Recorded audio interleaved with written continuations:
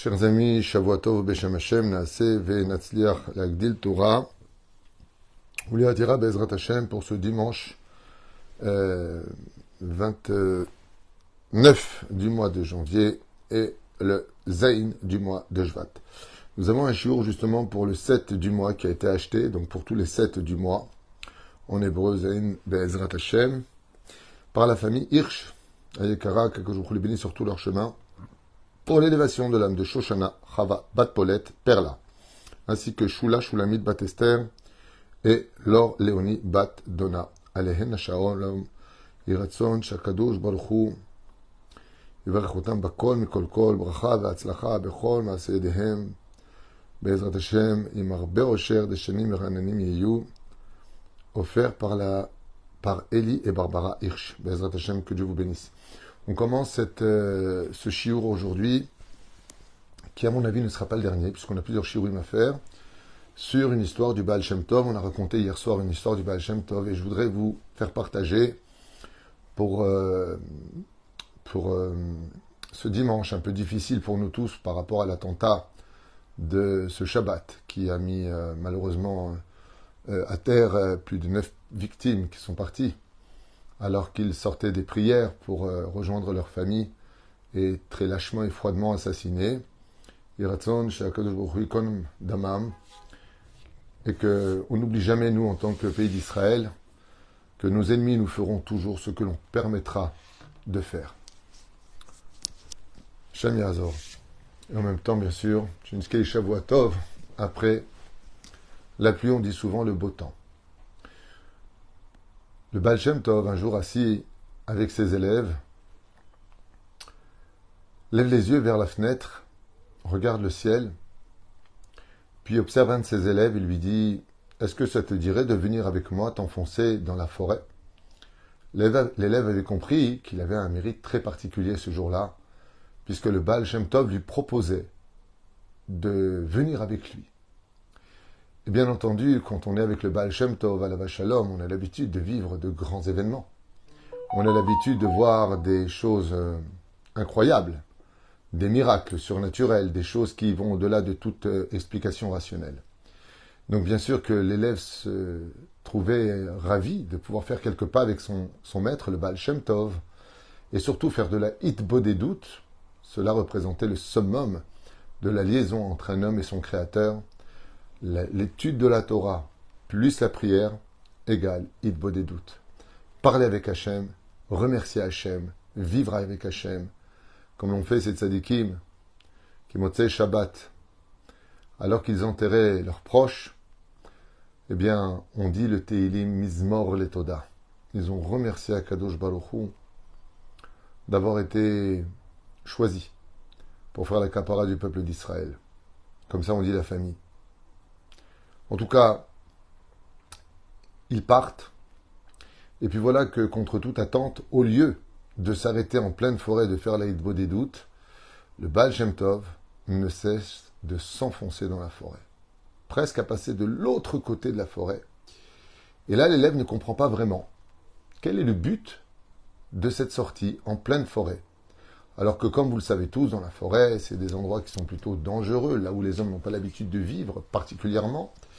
Et il y a beaucoup de démons aussi dans les forêts, il y a beaucoup d'esprits dans les forêts, il y a des animaux nuisibles dans les forêts, il y a même des animaux qu'on ne connaît pas encore vraiment bien.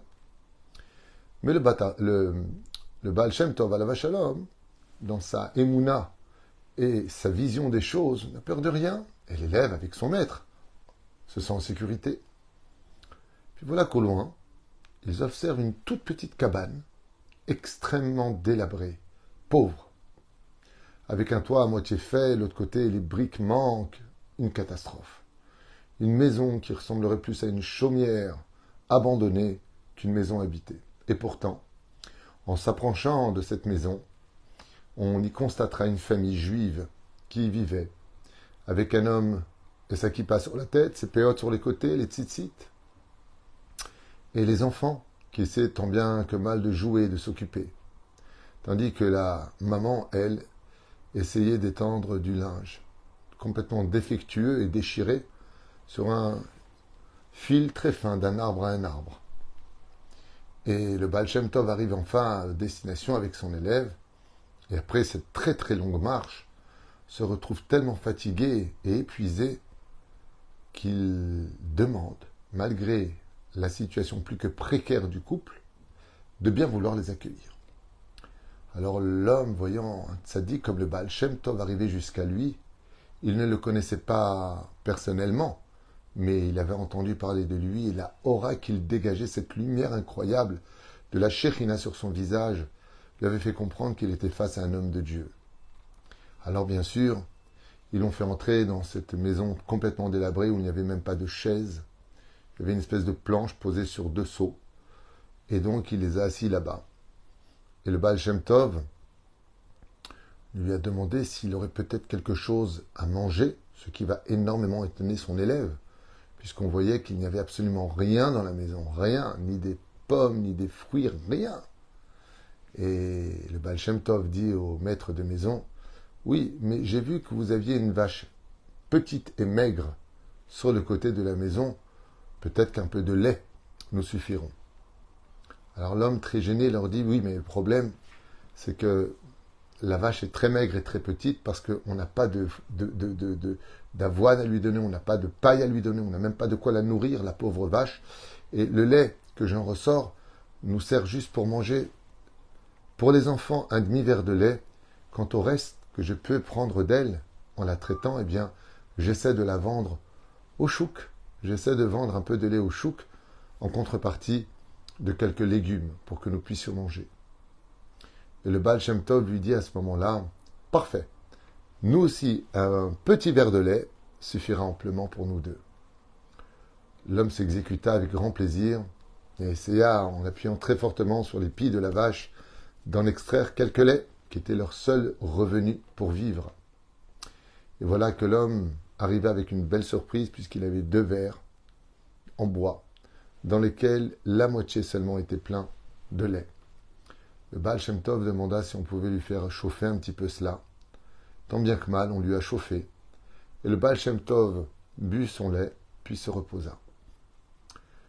Il dit au maître de maison qu'il le remerciait et que cette nuit, sans les déranger, puisque la porte de toute façon était pratiquement cassée à moitié, eh bien il partirait et les remerciait pour cet accueil. Et voilà que, à Chatzot Laïla, après avoir dormi à peine 2-3 heures, le Baal Shem Tov se lève et réveille son élève en lui disant « Allez, est venu le moment de Tikkun Chatzot et de parler avec Hachem. » Alors ils se sont assis, ils ont allumé une bougie, ils ont fait Tikkun Chatzot avec des larmes sur les joues, pleurant le Beth Amikdash du Créateur du monde qui n'est toujours pas reconstruit à cause de notre haine gratuite. Et à ce moment-là, le Baal Shem Tov, il lui dit « Allez, maintenant on y va, on retourne. » En pleine nuit. Viens, on va faire une petite body doute. Il dit, ah oui, avec cet homme merveilleux qui nous a accueillis avec tous ses moyens, on va aller prier pour lui. Et le Baal Shem Tov lui dit, tu veux prier pourquoi? Il lui dit pour que Dieu lui donne une grande richesse, que Dieu lui donne beaucoup de réussite dans sa vie. À ce moment-là, le Baal Shem Tov lui dit, non, on ne va pas prier pour ça. On va prier pour que sa vache meure. L'élève stupéfait regarde le Baal Shem Tov, lui dit, Mechilak Vodarav, j'ai pas entendu. Qu'est-ce que vous voulez faire? Le Baal Shem Tov lui dit, mettons-nous à prier le Créateur du monde pour que sa vache meure.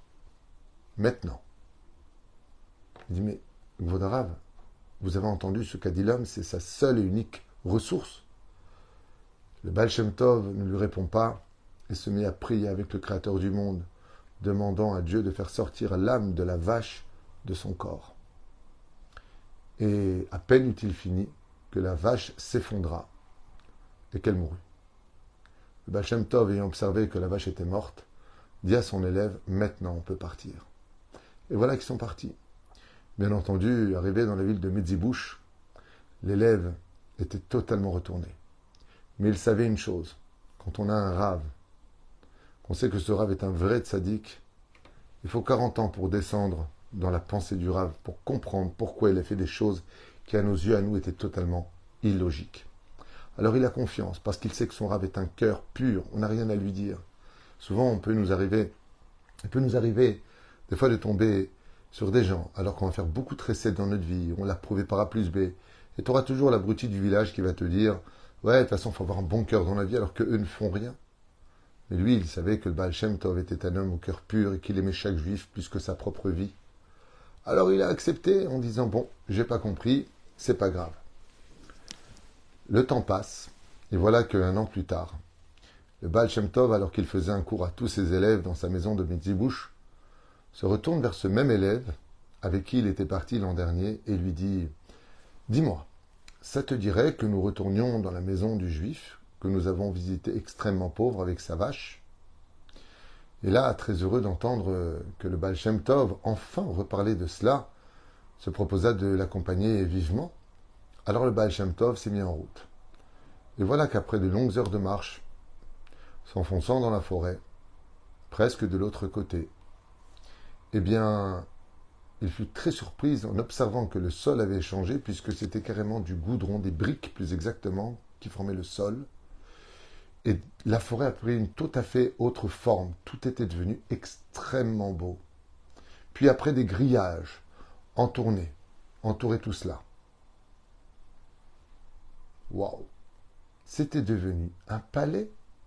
Et effectivement, les portes étaient ouvertes, et quand on rentrait à droite et à gauche, il y avait de la pelouse, des fleurs, des arbres.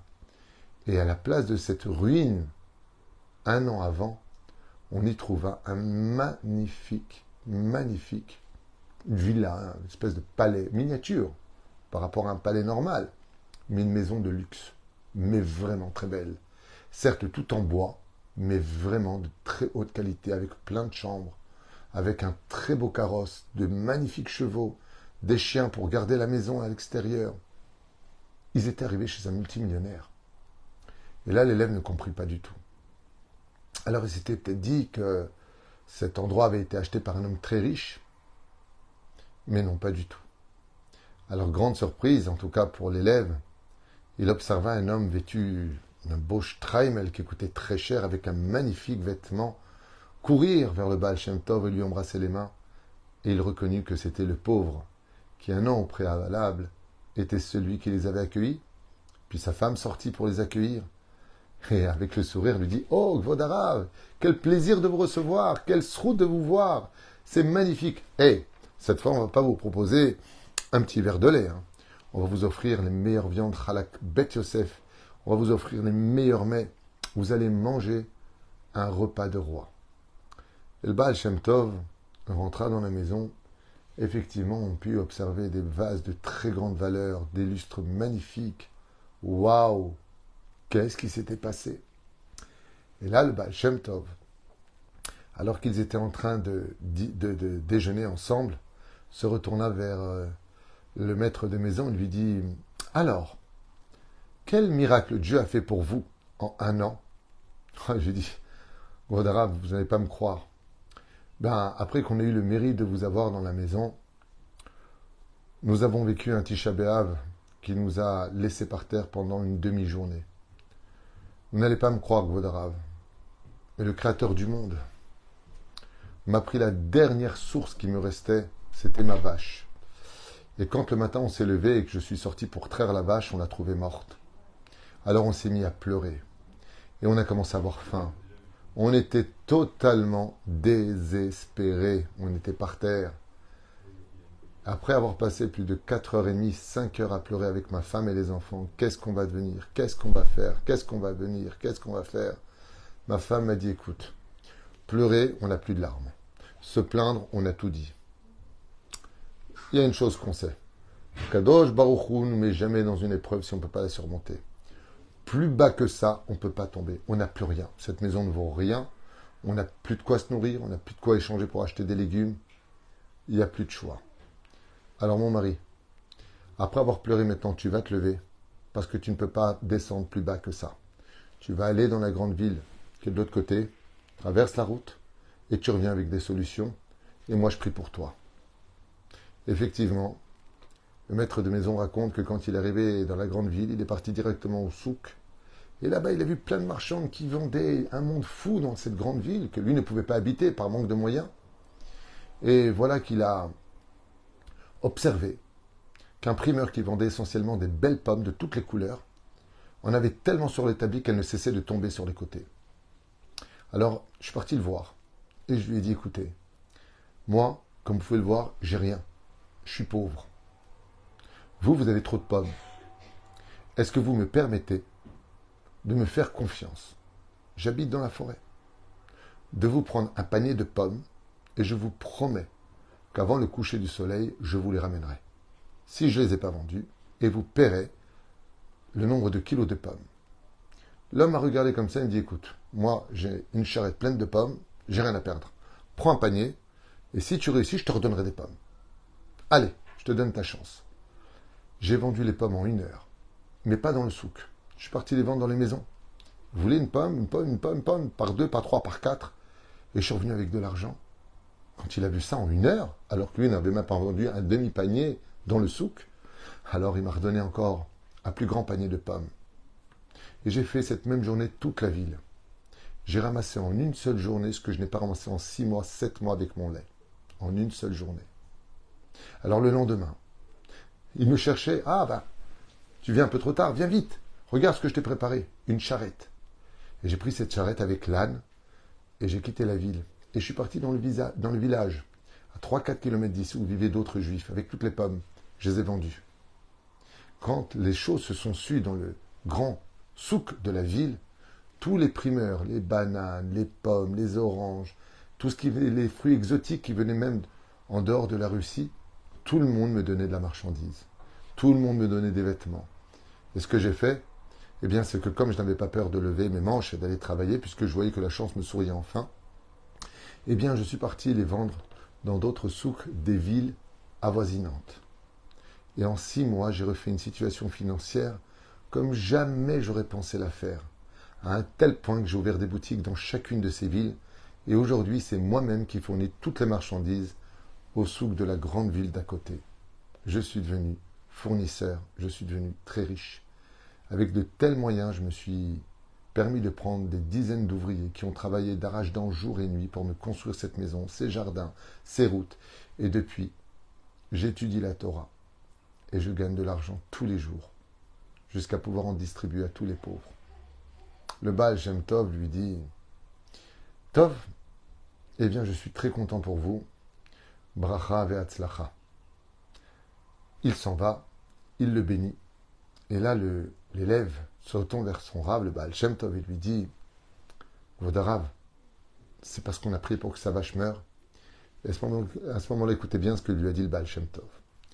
Il lui a dit, sache une chose, dans la vie, dans le mazal d'un homme, il y a 2 choses qui peuvent intervenir. Le décret, où tu ne peux pas changer les choses, qui est fait de sang dans le monde d'en haut, puis il y a le décret qui est fait de cire. Il y a des gens qui ont un très grand potentiel. Il y a des gens qui ont un très très grand mazal, mais ils vont le rater toute leur vie, parce qu'ils vont se suffire d'une petite vache toute maigre à boire un demi-verre d'eau, de lait, pour leur vie entière. Alors eux, il faut leur donner un coup de pouce, il faut leur retirer la vache pour qu'ils se réveillent. Allez, bouge, tu peux faire mieux. Dieu t'a donné bien au-delà des frontières que toi-même tu t'es imposé. Tu peux changer le cours de ta vie. Parce que quand on arrive au plus bas du plus bas, on ne peut que remonter. Alors des fois, il faut aller au-delà de cela. Et quand j'ai vu, en rentrant chez eux, cette maison si pauvre, et que l'ange du Mazal qui était avec lui était si grand, je me suis dit qu'il faut l'aider, cet homme. Et la seule chose qui l'empêchait de grandir, c'était la médiocrité de sa vie. Tu peux aller beaucoup plus loin que ça. Il est chômeur Shabbat, il est chômeur mitzvot, il a un bon Mazal. Qu'est-ce qui l'empêche de grandir? Eh bien, il était resté dans son Égypte à lui. Métro, boulot, dodo. On n'a pas de chance, ça va pas, on s'en sort pas, on n'y arrivera jamais. Alors des fois, il faut tout prendre pour y arriver. Mais pour cela, il faut garder les yeux vers le ciel. Et cet homme-là n'avait qu'une seule et unique passion, l'étude de la Torah. Ainsi donc, il fallait que je l'aide à lui retirer tout ce qu'il avait pour qu'il comprenne que maintenant il serait temps d'agir parce que Dieu, ça faisait des années qu'il attendait pour lui donner toute l'abondance qui lui était déjà prévue depuis sa naissance. Seulement lui a laissé toute sa vie sa chance passer. L'ambition est dangereuse, mais quand elle est là pour servir encore plus la Torah et aider les pauvres, on a le droit d'avoir de l'ambition Parce que justement, c'est cette ambition-là qui te donnera la force de sanctifier le nom de Dieu. Ainsi a dit le Baal Shem Tov à son élève. Le croche-patte que je lui ai fait il y a 1 an pour lui retirer sa vache, c'était pas pour autre chose que de lui dire, c'était le seul point, une fois le seul bonheur qu'on croit être un bonheur, en réalité était l'obstacle à une très grande réussite. Shavua Tov.